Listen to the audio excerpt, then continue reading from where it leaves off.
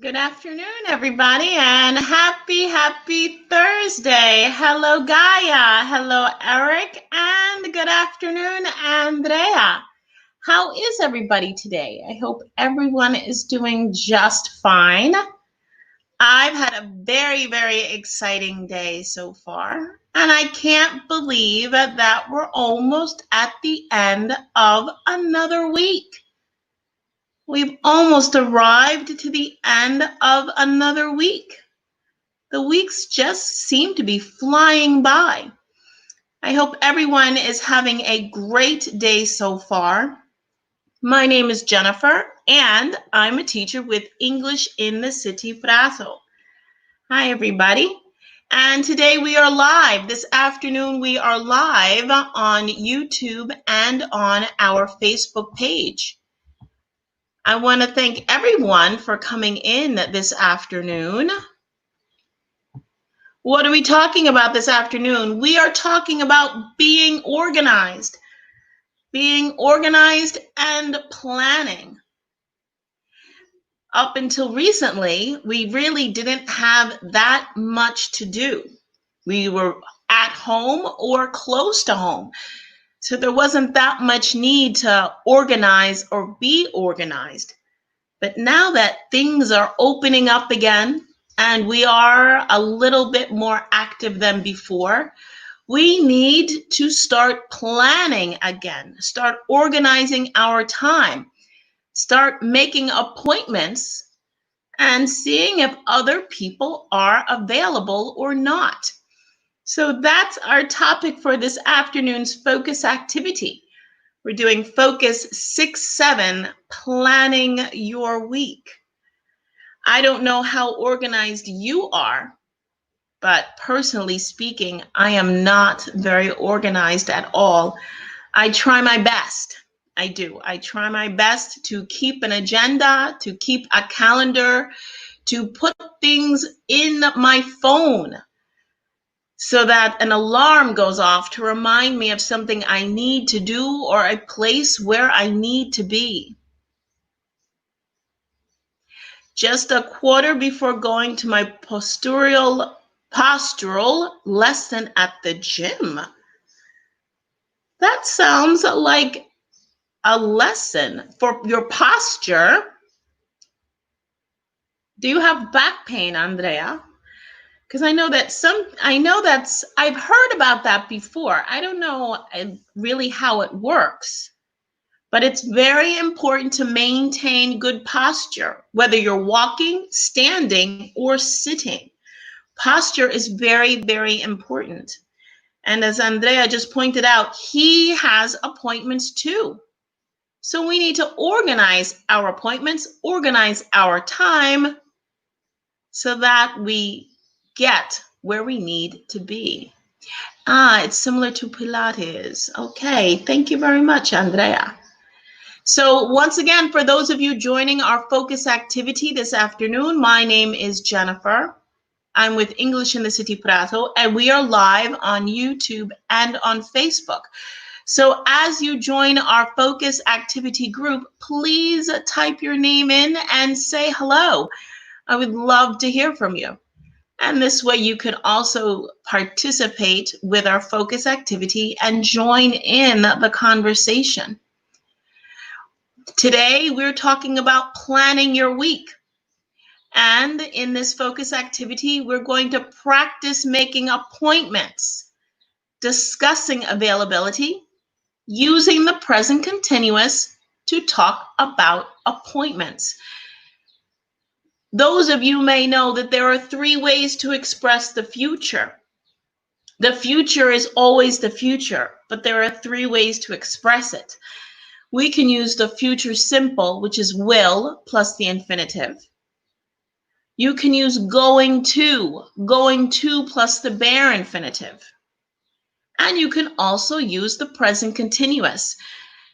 Now, we know that we use the present continuous for things happening right now, things happening in this moment. But when you have a fixed appointment, a person, a place, a time, you can also use the present continuous. Why? because it is certain. It's something that is going to happen and no one can do anything to stop it. Whereas if you use going to, it's less certain and it's more for an intention. You can also use the will, future simple, for predictions. For example, I think I will, I think it will. And also for spontaneous decisions, decisions that you make right at the moment. For example, you see a fabulous pair of shoes and you think, those shoes are fabulous, I'll buy them. That's a spontaneous decision, but we use future will. Okay, let's get started with our focus activity. If you have any questions about grammar or about vocabulary, please leave your questions in the comment box.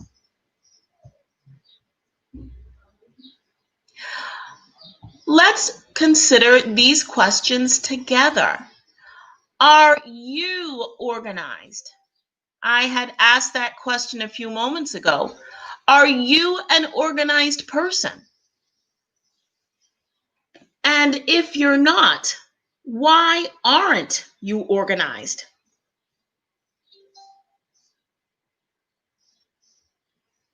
Do you do anything to be more organized? I said before that I'm not as organized as I would like to be. I would like to be more organized. If you are an organized person, how do you do it? How do you organize your time? There are several methods of organizing one's time. You can use the old traditional method of a pen and an agenda and simply write down your appointments, write down the day, the time, the location, and check your agenda on a daily basis. That's what I do. I, in fact, have two agendas. I have a general agenda, so I know where to be, and then I have a more detailed agenda. For example, if I have to meet someone about work, then I write down topics that we need to discuss or possible questions.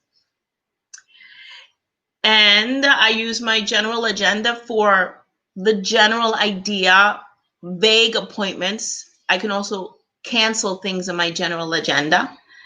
But my specific agenda is where I put my projects, my weekly projects or my daily projects. That's a very traditional method of the pen and paper. But then we also know that nowadays, people don't rely so much on traditional methods. And there are the state-of-the-art methods where you have your smartphone and you keep all of your appointments on the calendar in your smartphone. Thank you, Andrea. Andrea says, I'm an organized person without being a fanatic one. Thank you, Andrea. And how do you do it? How do you organize your time? Do you use an electronic device or do you keep an agenda? I prefer the agenda. In fact, I've had moments where I've lost my agenda and I honestly don't know what I have to do if I lose my agenda. In my agenda, I have telephone numbers, I have addresses, I have email addresses. I also have my passwords in my agenda to different accounts. So Andrea considers himself an organized person. How do you organize yourself? And what about you, Eric, or you, Gaia? How do you organize yourself? Do you write down your appointments? Do you write down your classes if you're still in school? Or do you just simply remember everything that you need to do? It's possible that you can be so mentally organized that you don't need to write things down. Some people are talented in that way as well. They remember everything and they don't have to write anything down. I do not have that gift. If I don't write it down, then I will forget. How far in advance do you plan? Because usually if you are an organized person, if you tend to be a very organized person, then you plan activities well in advance. How far in advance do you plan your holidays? How far in advance do you plan a party? How far in advance do you plan English lessons or meeting friends? Let's take the first question. If I ask you, how far in advance do you plan your holiday? In the US, we say vacation. In the UK, they say holiday. But it means the same thing. It's a break from reality, time to relax, time to get away and do something different than the usual. So you can go on vacation or take a holiday by the sea. You can go up to the mountains. You can go camping or stay in a resort. But the goal is always the same, to take a break from the usual, to get away and relax if you can. So when you decide to go on holiday, how far in advance do you plan? Are you the type of person that decides from one day to the next, I have tomorrow off, let's take a long weekend? Or are you the type of person that decides 6 months before, it might be nice to take a trip in 6 months? Or possibly you can plan a year in advance, knowing that everything is well planned out, all of your activities and travel arrangements. Depending on the type of holiday or the type of vacation you are taking, it may be necessary to plan far in advance. I am not the type of person that decides way in advance. I do not plan my holidays that far in advance. Maybe a few months if I need to make a reservation and I know that it is high season. But otherwise, I may decide from 1 week to the next to take a vacation or to go on holiday if I'm not working. How far in advance do you plan a party? Usually when you plan a party, you need to invite people.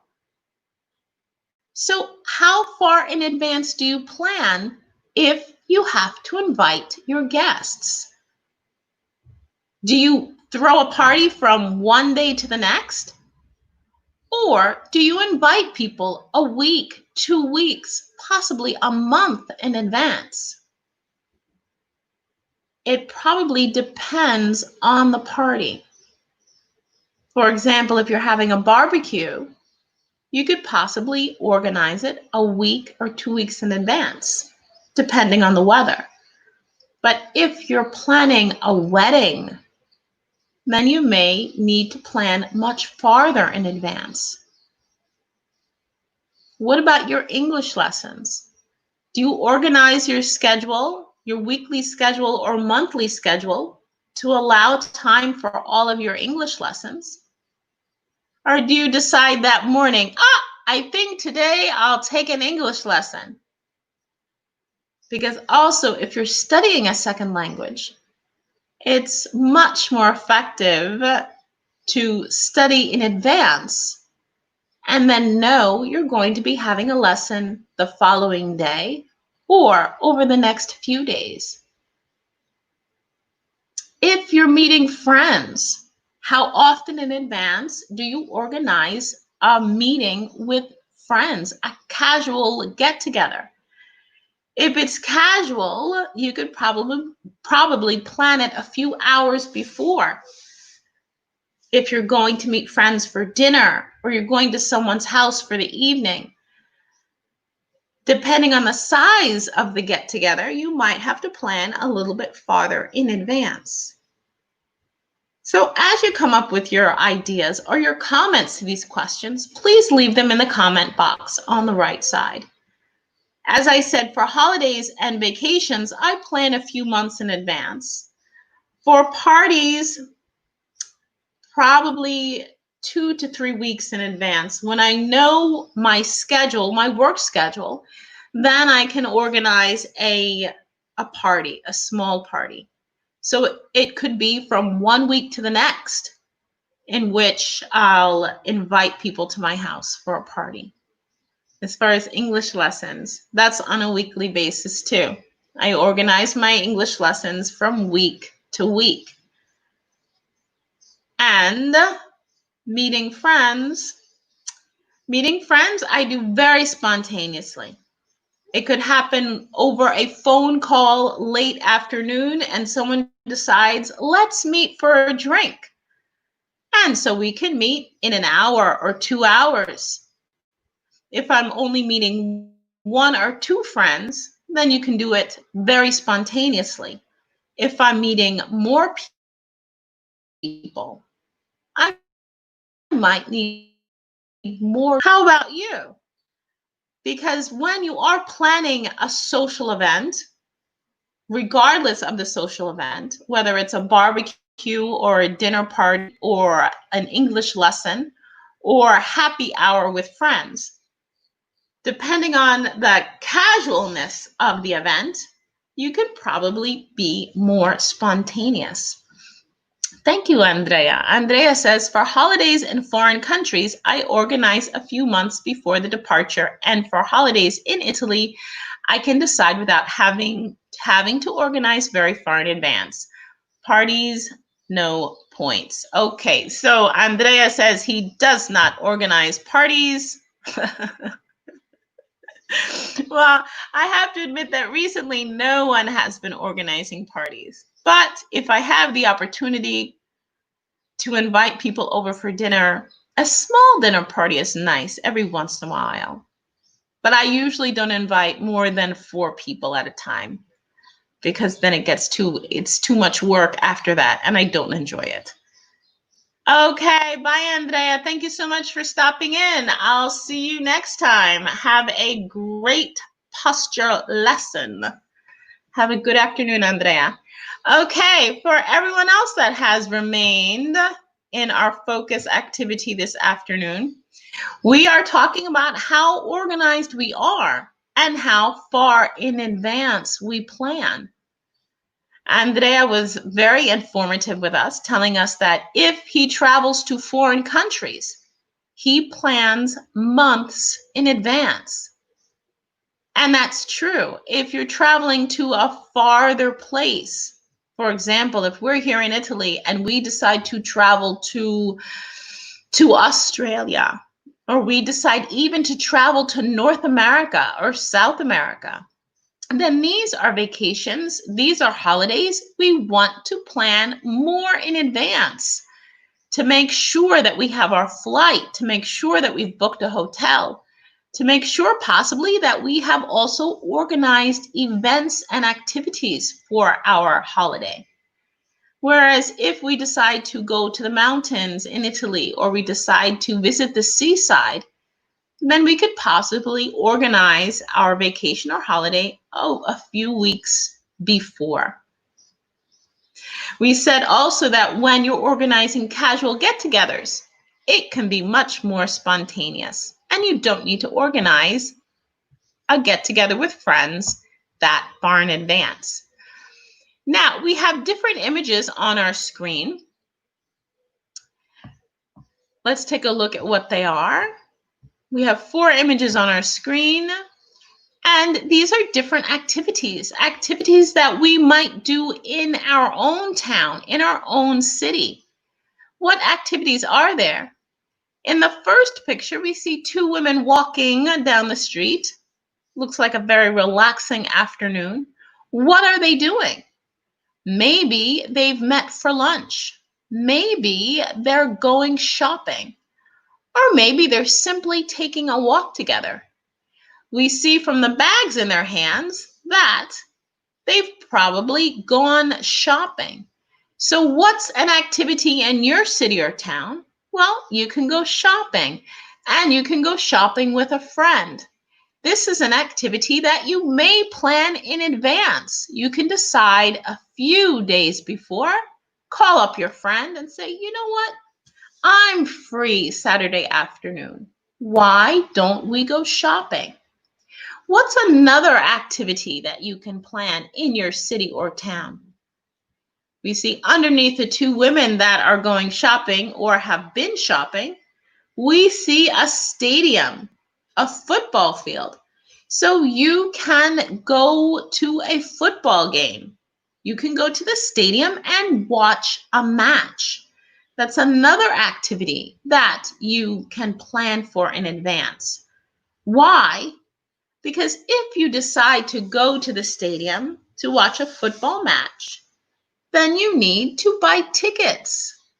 Depending on the match, it may be difficult to buy tickets and get into the stadium. So it's a good idea to possibly buy the tickets or book the tickets in advance. What are other activities that you can do in your town or city? We see a woman here in the bottom right-hand corner. It looks like she has a camera in her hand, a camera to take photos. So maybe she is taking photos. Is she sightseeing? Is she a tourist? Or is she just enjoying an afternoon out taking photos? That could possibly be another activity that you could plan for in advance. You can decide to take a day off and go take some photos. We see in the upper right-hand corner another image. What activity is that? It's a museum. So you could possibly visit a museum in your town or city. And depending on how big the museum is, you may need to book the tickets in advance. Because we know that if you decide, for example, to visit museums in Florence, depending on the day of the week, depending on the season, it might be best to book your tickets to get into the museum. Otherwise, you spend most of your time waiting online. We know what the Uffizi is like during the summer months with all the tourists. It's almost impossible to get into the museum.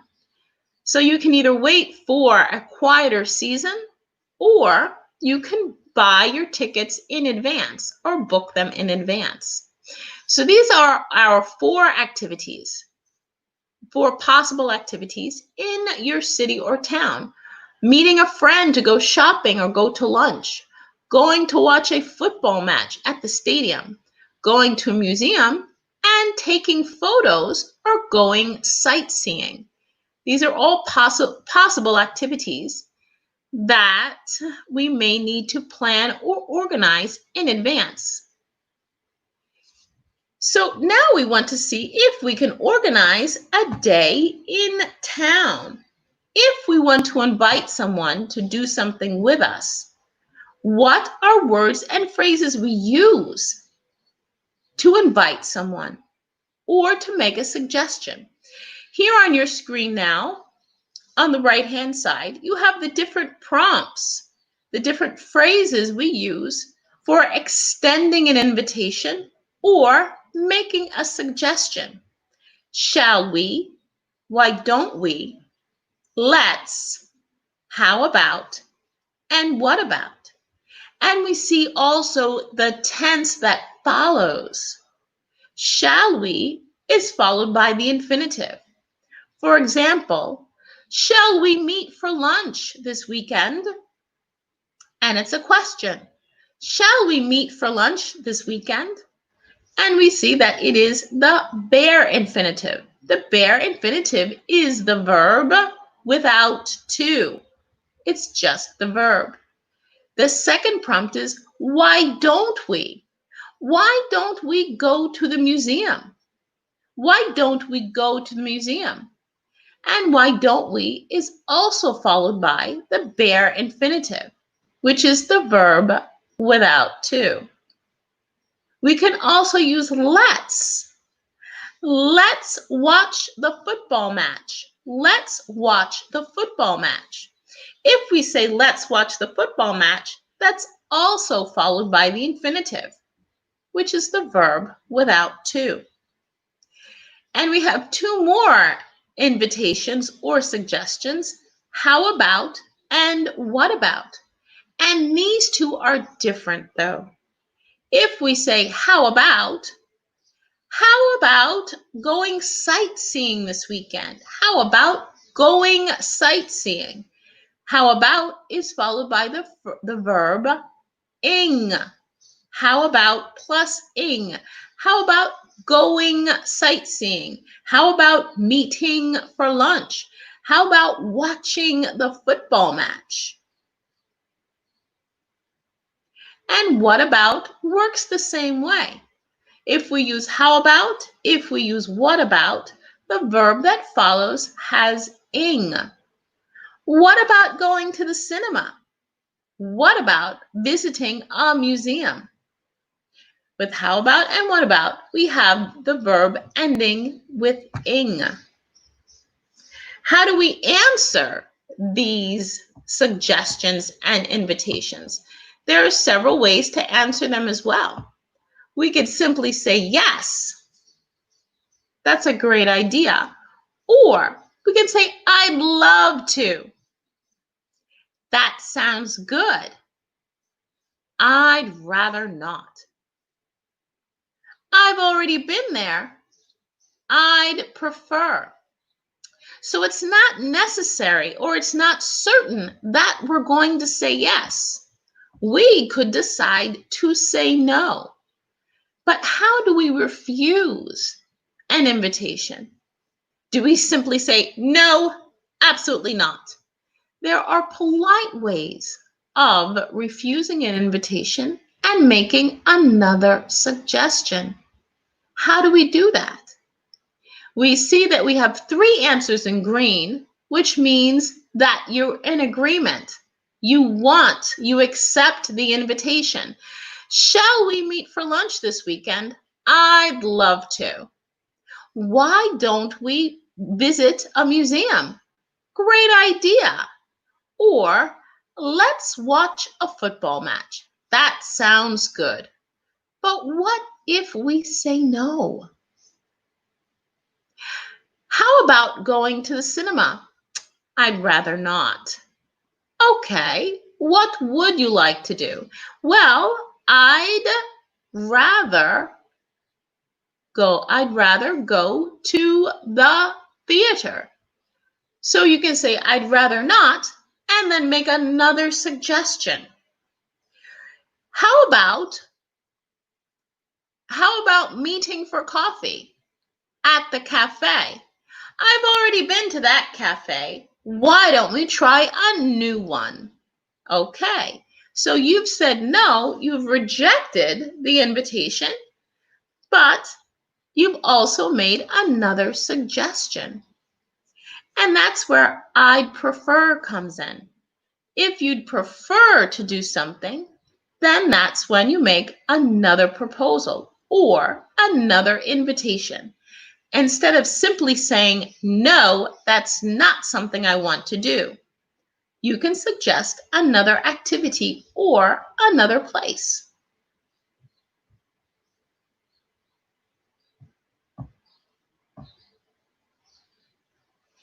When we also extend invitations or we make suggestions to our friends or to other people about what to do, we also need to decide where we will meet.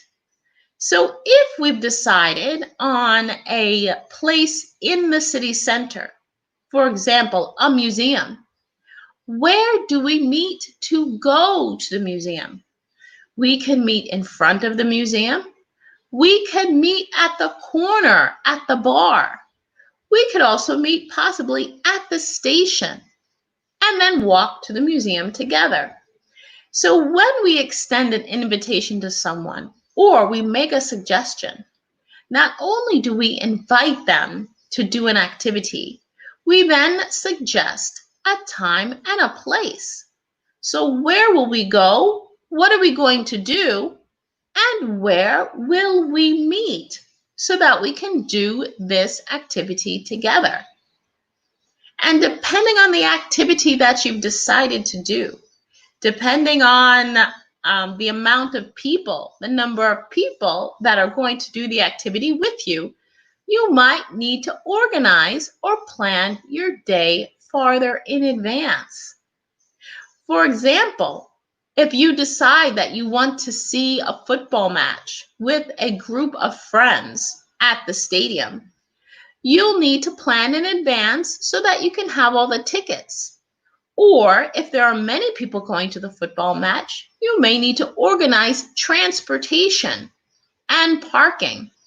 Whereas if you're organizing an activity with one person or two people, you could probably do it closer to the time and the day of the activity. So on this slide, we can see how to make invitations and suggestions, how to accept these invitations and suggestions, and how to decline. On the left hand of your screen, you see a list of words: morning activity, lunch, afternoon activity, dinner, and evening activity. In your opinion, what are some morning activities? What are some afternoon activities? And what are some evening activities? Because obviously, activities we do in the morning, we don't do in the afternoon or the evening. And the same goes for activities we would choose in the afternoon or evening activities. We don't do them in other periods of the day. So for example, if I'm organizing a day with someone, what can we do in the morning? We could meet for coffee. So how would I invite you to meet me for coffee? Why don't we meet for coffee at that new cafe in the city center? Great idea. Then we can decide on a time to meet for coffee. After we walk around the city center, let's have lunch at that new Italian restaurant. I'd love to. I've heard about the restaurant, but I haven't been there yet. So now we have our morning activity, which is coffee, and our lunch activity at a new restaurant. In the afternoon, what about visiting the museum after lunch? It shouldn't be very crowded at that hour. I'd rather not. I don't really enjoy museums. How about going shopping instead? So now at this point, we have our morning activity. We're going to meet for coffee. We're then having lunch. Afterwards, we've decided not to go to the museum, but we're going shopping instead. Then we can make arrangements for dinner. And after dinner, what is a possible evening activity? Possibly going to the cinema or going out for ice cream. These are two activities that we could do after dinner, depending on where we are. I know in my city, it's very common to go out after dinner, especially in the warmer months, to go to the ice cream shop. There's an ice cream shop in the city center. So very often in the evening hours after dinner, it's extremely crowded and very difficult to get in for ice cream because there's only one ice cream shop. And so everybody in town goes to that ice cream shop. So in this slide, we've made invitations, we've accepted and declined invitations, and we've also organized a day's worth of activities. Planning a lunch date. Are you available on Monday?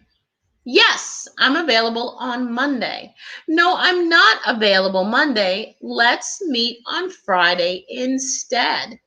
And what's important here to note is that when we're talking about days of the week, we don't meet at a day of the week. We meet on a day of the week.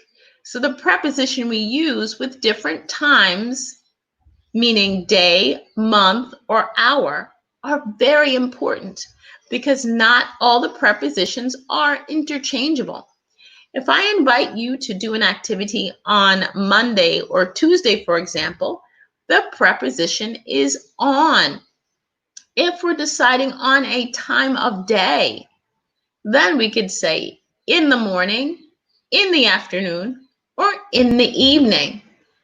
If we're deciding on the exact hour, let's meet at 4 o'clock in front of the museum. On Tuesday, absolutely, I'm available on Tuesday in the afternoon. So notice on for the day of the week, in for the period of the day, and at for the specific hour or time. These are very, very important because often it's difficult to remember which prepositions we use when, but it does make a big difference. What are you doing on Thursday?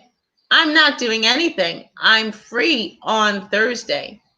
I already have plans Thursday, but I'm free on Friday. And here we see other examples of when to use the preposition on for days of the week. I also said that when we talk about a specific time or hour of the day, then we use the preposition at. Are you free tomorrow afternoon at 3? Yes, I'm free tomorrow at 3. Let's meet at the park.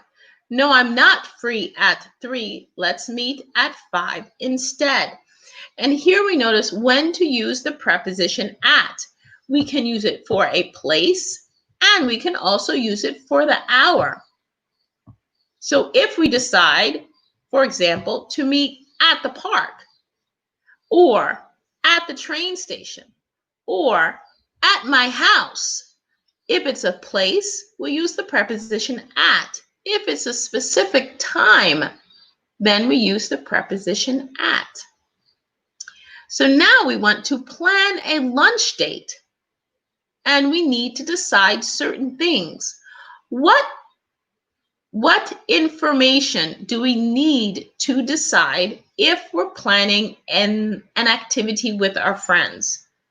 In your opinion, what do we need to decide if we're planning an activity with our friends? We've already decided the person that we want to share time with, but we also have to make other arrangements. What are they? We have to decide where to meet. We have to decide when to meet. We have to decide where to eat lunch.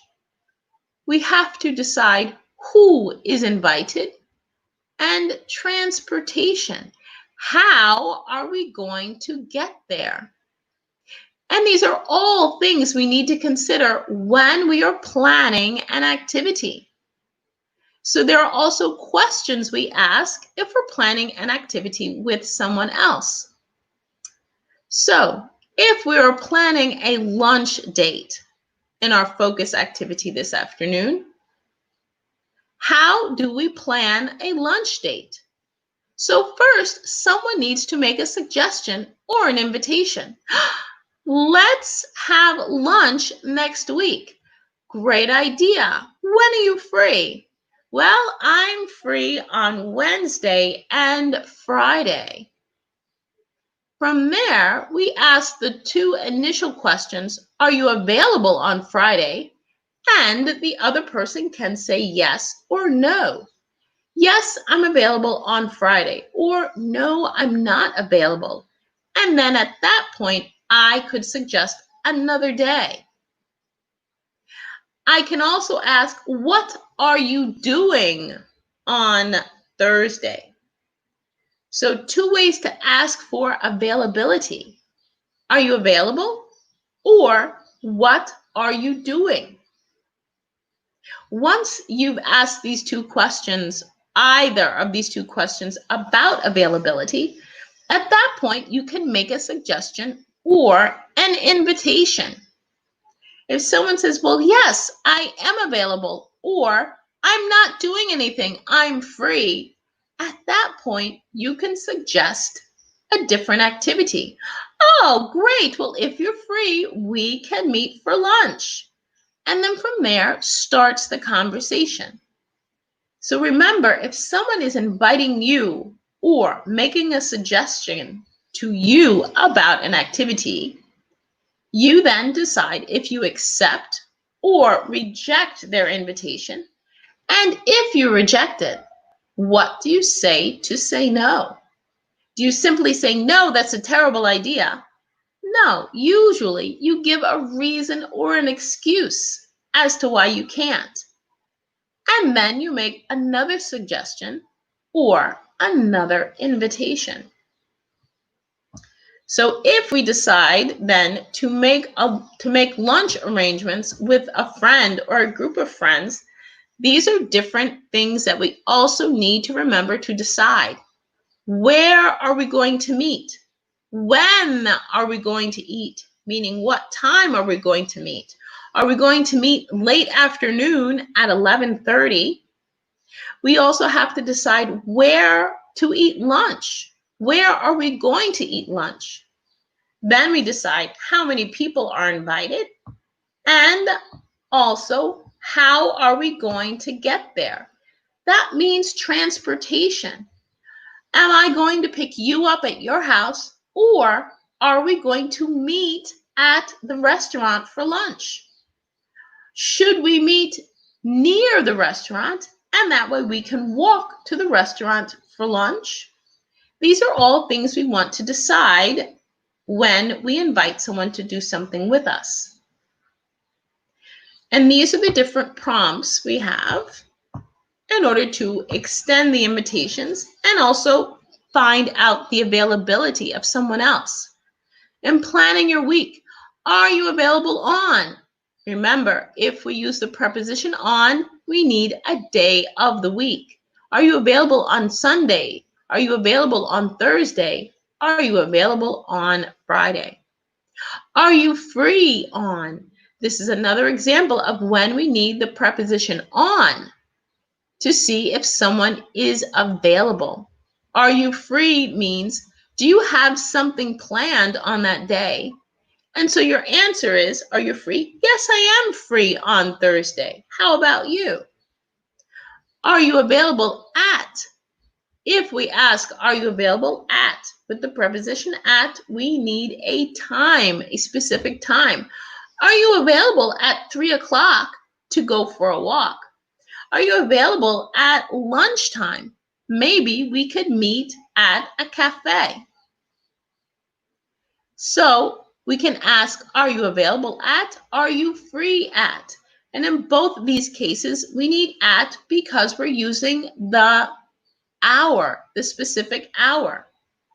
So we use on for days, at for a time,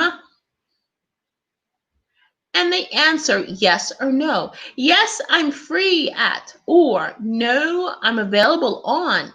If we say no, it's always good manners to give another suggestion or another idea instead of simply saying no and leaving no alternative.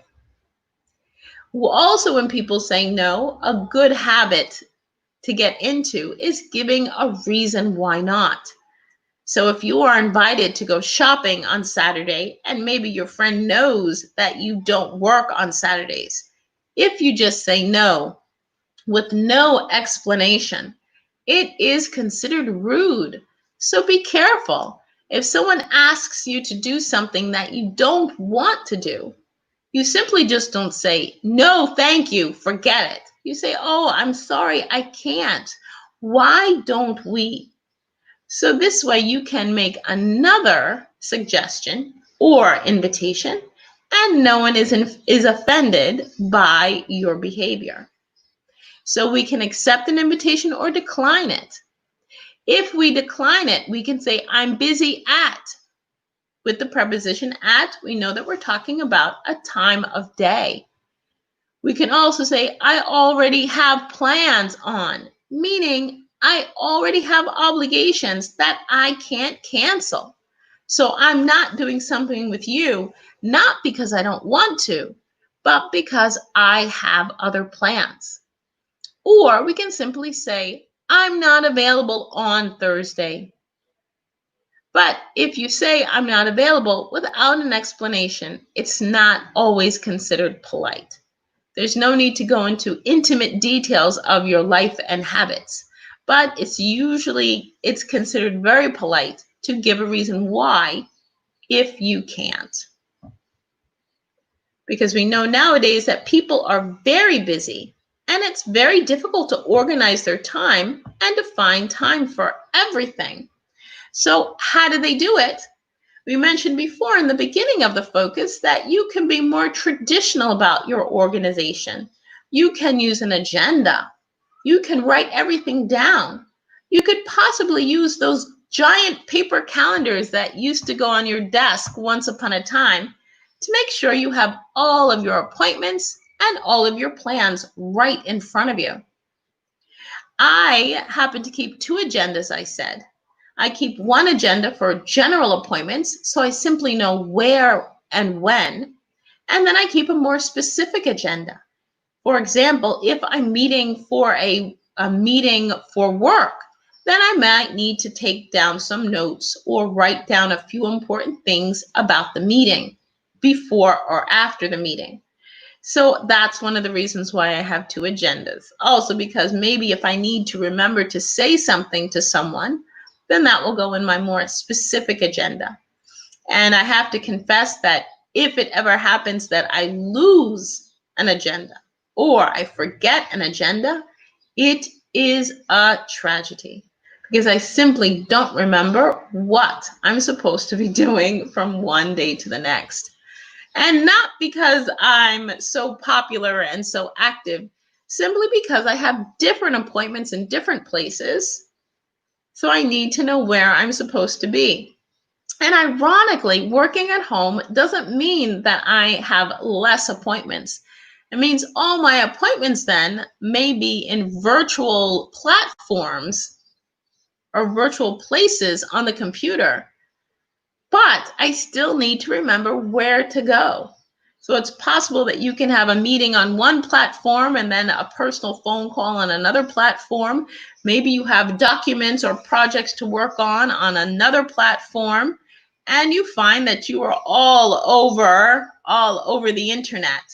And so it's also a good idea to remember where you need to be at a certain time. And the world of technology has certainly become much more important recently because we've been relying on it not just for social connections, but for work connections as well.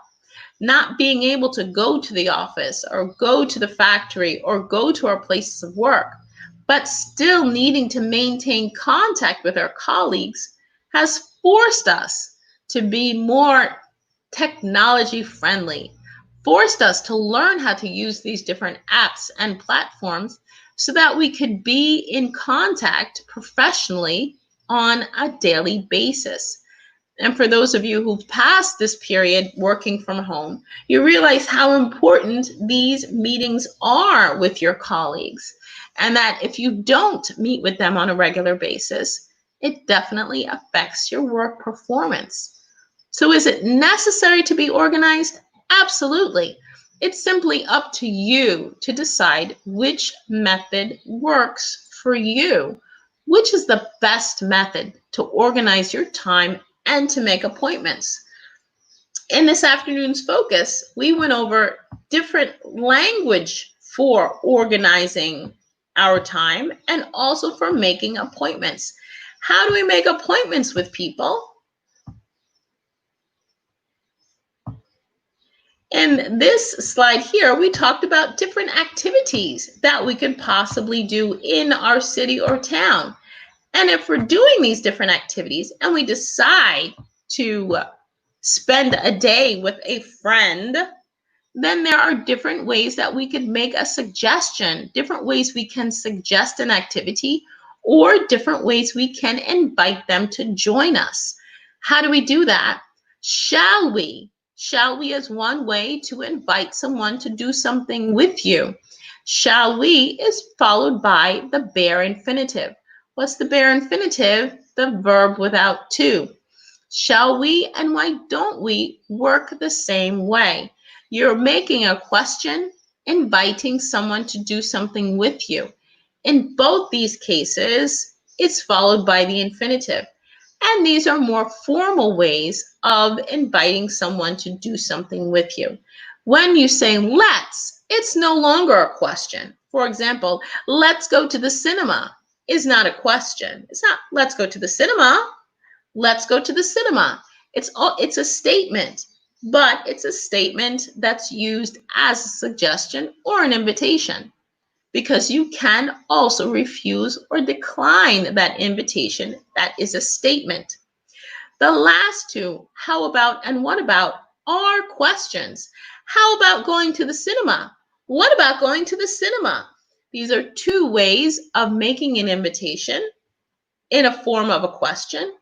And we notice also that in these two cases, how about and what about, the verb that follows is the ing form. It is not the bare infinitive. We see that shall we, why don't we, and let's are all followed by the infinitive, whereas how about and what about are followed by the ing form of the verb. We also reviewed different ways of responding to an invitation or a suggestion. We can say yes and we can say no. How do we say yes? Notice on your screen, there are three phrases you can use to accept an invitation. I'd love to. Great idea. That sounds good. If you decline an invitation, notice the phrases on your screen in red. I'd rather not. I've already been there. I'd prefer. Remember that in English, it's perfectly okay to decline or refuse an invitation. However, it is more polite to give a reason why. Do you already have plans? Have you already been there? Or maybe you just prefer to do something else. For example, how about visiting a museum? Oh, I'd rather not. I really don't like museums. Why don't we go shopping instead? And in that brief example, you've seen two different ways of making an invitation, how to refuse an invitation, and how to make another suggestion. And these are examples of making invitations, accepting, and declining. We also went over the prepositions. What are the prepositions we use when we're making a suggestion or an invitation? Usually before we make this suggestion or before we invite someone, we ask them if they are free. Because obviously you don't know their obligations. And so you ask them if they're free, if they're available during this time. If they are, then you extend your invitation. For example, are you doing anything this weekend? No, I'm not. How about going shopping on Saturday afternoon? So notice on the left side of your screen, you ask the availability of someone. Are you available on? What are you doing on? And we use the preposition on with days of the week. Are you free tomorrow at? If we are using a specific time, an hour, then we use the preposition at. We also use the preposition at for a place. For example, if we see the example on the screen in green, yes, I'm free tomorrow at 3. Let's meet at the park. At for a specific hour, at for a place. So first we ask if the person is available, then we extend an invitation. Once you've extended the invitation, you can accept or decline. If you decline an invitation, remember, be polite. Give a reason why and make another suggestion, because it's not considered very polite just to say no. So we covered a lot of material in our focus activity this afternoon. We went over how to make an invitation, how to accept and decline, how to ask for someone's availability, and also the different things we need to consider if we are inviting someone to do something. We have to consider how we're going to get there, who we're going to invite, where are we going to meet, what time are we going to meet. At the beginning of our focus, we also talked about planning in advance. If you are planning in advance, what are different things you need to consider? You need to consider if it's necessary to book a table if you're going to a restaurant. You need to consider if it's necessary to buy the tickets in advance if you're going to a game or you're going to the cinema. You also need to consider the time of day that you're going. Are you going to be waiting online? Is it going to be difficult to get in? If we consider these things, these different factors about social activities, then we can organize the activity better, and we might also see that we need to organize more in advance or plan more in advance. What are different things that we may need to plan in advance? Well, we can plan a vacation or a holiday in advance. We can plan a party, a social gathering at our home in advance. We saw also that if we are planning or organizing trips or events that are more formal, we need more time to plan. Whereas if it's something, a casual get-together or a casual meeting, it can be more spontaneous, and we don't need to plan that far in advance. So those are the different things that we covered in this afternoon's focus activity. This afternoon, we did focus activity 6-7, planning your week.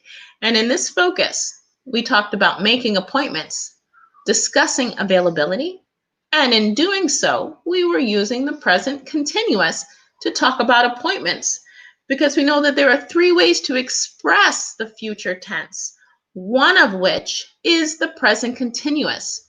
When do we use the present continuous? We use it for appointments that are fixed in our agendas, when we have a time, a place, and a person, and we know with certainty that it's going to happen. Our agendas, on the other hand, can be traditional, like mine, where you use a paper and a pen, or they can be more modern and more tech-savvy, in which you put all of your appointments and social events on your device that gives you a warning or some kind of indication that you are running late and reminds you where you need to be and what time you need to be there. I want to thank everyone for joining me this afternoon for this focus activity. As always, it's been a pleasure to pass the afternoon with you. Remember that English in the City is live every day, either in the morning, the afternoon, or the early evening, for focus activities live on our YouTube channel and our Facebook page. So once again, thank you for tuning in. Have a great afternoon, and I will see everyone again next time. Have a great day.